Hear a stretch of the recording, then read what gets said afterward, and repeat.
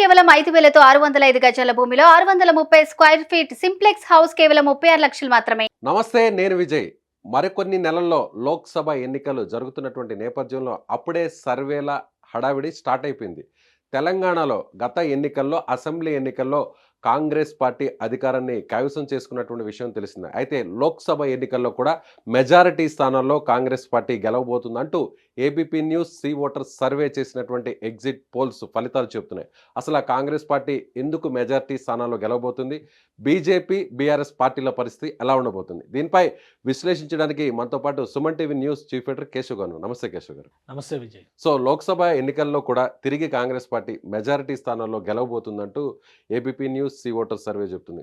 ఆ పరిస్థితి ఉంటుందనుకోవచ్చా? అంటే ఎలక్షన్స్ జరిగి పెద్ద ఎక్కువ సమయం అవ్వలేదు. అలానే కొత్తగా ఏర్పడినటువంటి కాంగ్రెస్ పార్టీకి, కాంగ్రెస్ ప్రభుత్వానికి ఎక్కువ పనిచేసేటువంటి సమయం, దానిలో లొసుగులు విసుగులు ఇవన్నీ కూడా చూసేటువంటి పరిస్థితి లేదు. కాబట్టి ప్రస్తుతానికి అసెంబ్లీ ఎలక్షన్స్లో ఎలాంటి రిజల్ట్ అయితే క్యారీ ఫార్వర్డ్ అయిందో దాదాపు అలాంటి వాతావరణమే ఉంటుంది అనేటువంటి సంకేతాలు ఏబీపీ సీ ఓటర్ సర్వే ద్వారా చెప్తుంది. దేశవ్యాప్తంగా ఈ సర్వే ఆన్లైన్, ఆఫ్లైన్ మార్గాల ద్వారా చేశారు. అంటే క్షేత్రస్థాయి కాకుండా ప్రజల నుంచి అభిప్రాయాలు తెలుసుకునేటువంటి వ్యూహంలో భాగంగా ఈ సర్వే నిర్వహించారు. ఈ సర్వేలో దేశవ్యాప్తంగా ఉన్నటువంటి నియోజకవర్గాలు, ముఖ్యంగా పార్లమెంట్ నియోజకవర్గాల్ని జోన్స్ వారీగా విభజించారు. అందులో తెలంగాణ పరిస్థితి ఎలా ఉందనేది ఒకసారి ఇప్పుడు మనం చూద్దాం. తెలంగాణ రాష్ట్రానికి సంబంధించి ఇది సీ ఓటర్ సర్వే చెప్తున్నటువంటి మాట, ఏబీపీ సీ ఓటర్ చెప్తున్నటువంటి మాట. గత ఎన్నికలు దీని గురించి మనం ప్రత్యేకంగా ఎందుకు చెప్పుకోవాలంటే, తెలంగాణ అసెంబ్లీ ఎలక్షన్స్ సమయంలో కూడా ఏబీపీ సీ ఓటర్ ఇచ్చినటువంటి సర్వే నిజమైంది. కాంగ్రెస్ పార్టీ అధికారంలోకి వస్తుంది అనేటువంటి సర్వే కూడా ఏబీపీ సీ ఓటర్ సర్వే. అందుకనే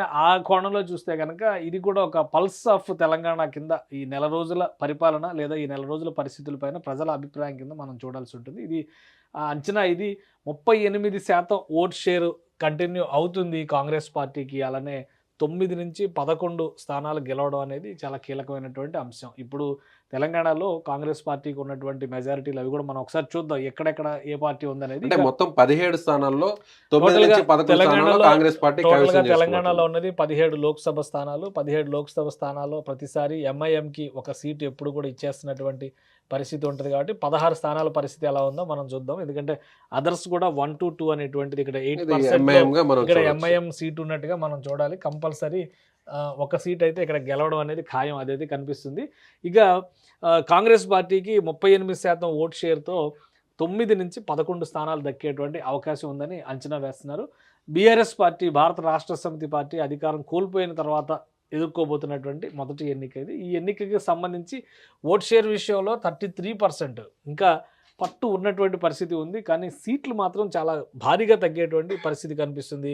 అంటే 3 నుంచి 5 స్థానాల వరకు, మ్యాక్సిమం 5 స్థానాలు దక్కేటువంటి పరిస్థితి ఉంది. బీజేపీకి ఇది కొంచెం మింగుడు పడని సర్వే కింద మనం చూడాలి. 1 నుంచి 3 స్థానాలు మాత్రమే, 21% ఓట్ షేర్ ఉంది.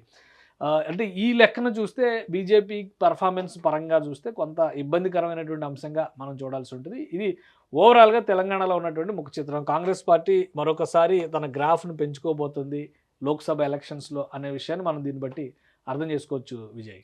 సో గత ఎన్నికల్లో కాంగ్రెస్ పార్టీ కావచ్చు, బీఆర్ఎస్ కావచ్చు, బీజేపీ కావచ్చు, ఇదే లోక్సభ ఎన్నికల్లో ఎన్ని స్థానాల్లో గెలిచింది, ఇప్పుడు ఆ తారుమారేటువంటి పరిస్థితి గత ఎన్నికలకు సంబంధించినటువంటి పరిస్థితి ఇది. మన లాస్ట్ టైం ఎలక్షన్స్లో 3 పార్టీలు కూడా ఇక్కడ బలంగా తన పట్టు నిలుపుకునేటువంటి ప్రయత్నం చేసింది. అప్పుడు అధికారంలో ఉన్నది బీఆర్ఎస్ పార్టీ కాబట్టి 41% ఓట్ షేర్తో ఇక్కడ గెలుపొందింది. 9 ఎంపీ సీట్లు, మొత్తం 17 స్థానాలు, 9 ఎంపీ సీట్లు, మేజర్ షేరు టీఆర్ఎస్ పార్టీ దక్కించుకున్నటువంటి పరిస్థితి ఉంది.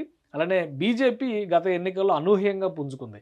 ఇది బీజేపీ విషయం ఎలా ఉండబోతుంది సార్? గత ఎన్నికల్లో బీజేపీకి నిజానికి ఎవరు ఊహించనంత విజయం వచ్చినట్టుగా మనం చూడాల్సి ఉంటుంది. 4 లోక్సభ స్థానాలని బీజేపీ గెలుచుకుంది. ఎవరు కూడా అది అంచనా వేయలేదు. ఎందుకంటే అసెంబ్లీ ఎన్నికల్లో ఒకే ఒక్క స్థానంలో గెలుపొందింది.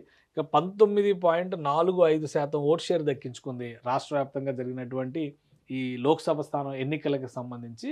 అయితే సీట్లు మాత్రం 4 రావడం అనేది ఇది పెద్ద నంబర్ కింద కనిపిస్తుంది. ఇక ఇంకొకటి ఇక్కడ మ్యాజిక్ చూడండి, ఇక్కడ కాంగ్రెస్ పార్టీ పరిస్థితి చూడండి. 29% అప్పుడు ఓట్ షేర్ దక్కించుకుంది. కేవలం 3 స్థానాలు మాత్రమే దక్కించుకున్నటువంటి పరిస్థితి. మొత్తం 17లో 3 స్థానాలు మాత్రమే గెలుచుకున్నటువంటి పరిస్థితి. అంటే 29% ఓట్ షేర్ ఉన్నా కానీ ఎక్కువ సీట్లు గెలవలేకపోయింది ఆ రోజు కాంగ్రెస్ పార్టీ.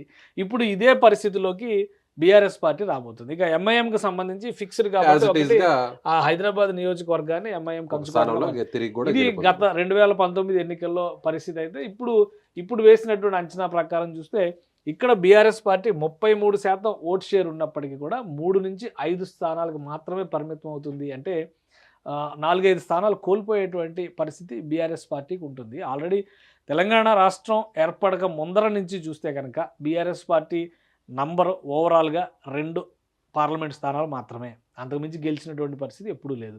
తెలంగాణ రాష్ట్రం ఆవిర్భవించేటువంటి తరుణంలో 11 స్థానాలని బీఆర్ఎస్ పార్టీ గెలిచింది. 2019లో 9 స్థానాలకు పరిమితమైంది. ఈసారి అనూహ్యంగా ఆ నంబర్ మరింత ఎక్కువగా పడిపోద్ది అనేది ఏబీపీ వాటర్ చేస్తున్నటువంటి హెచ్చరికగా మనం చూడాల్సి ఉంటుంది. సో బీజేపీ కూడా పర్సంటేజ్ యాజ్ ఇట్ ఈస్ గా అలాగే ఉన్నప్పటికి కూడా కొన్ని స్థానాలు తగ్గే అవకాశం ఉంది. పర్సంటేజ్ యాక్చువల్గా ఇంప్రూవ్ అయింది. గత ఎన్నికల్లో చూస్తే మనం గత ఎన్నికల్లో కేవలం 19% మాత్రమే పర్సంటేజ్ ఉన్నటువంటి పరిస్థితి.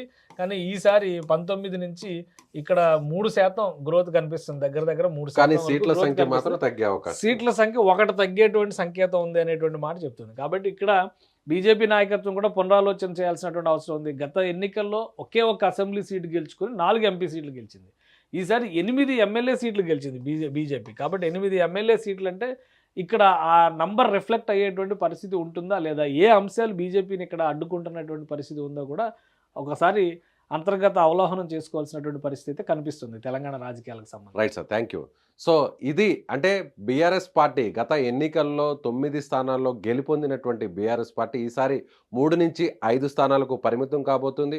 అదేవిధంగా బీజేపీ కూడా అంటే బీజేపీ గత ఎన్నికల్లో దాదాపు 4 స్థానాల్లో గెలుపొందితే ఈసారి 1 నుంచి 3 స్థానాలకు మాత్రమే పరిమితం అవుతుందని ఏబీపీ అలాగే సి ఓటర్ సర్వే చెప్తుంది. అదేవిధంగా కాంగ్రెస్ పార్టీ అంటే ప్రస్తుతం ఇక్కడ తెలంగాణలో అధికారంలో ఉన్నటువంటి కాంగ్రెస్ పార్టీకే ఎక్కువ మెజారిటీ స్థానాల్లో లోక్సభ ఎన్నికల్లో గెలిచే అవకాశం ఉందని చాలా స్పష్టంగా చెప్తుంది. అంటే 3 స్థానాల్లో గెలిచినటువంటి కాంగ్రెస్ పార్టీ గత ఎన్నికల్లో ఈసారి ఖచ్చితంగా 9 నుంచి 11 స్థానాల్లో గెలవబోతుందంటూ ఈ సర్వే చెప్తుంది. Thank you so much.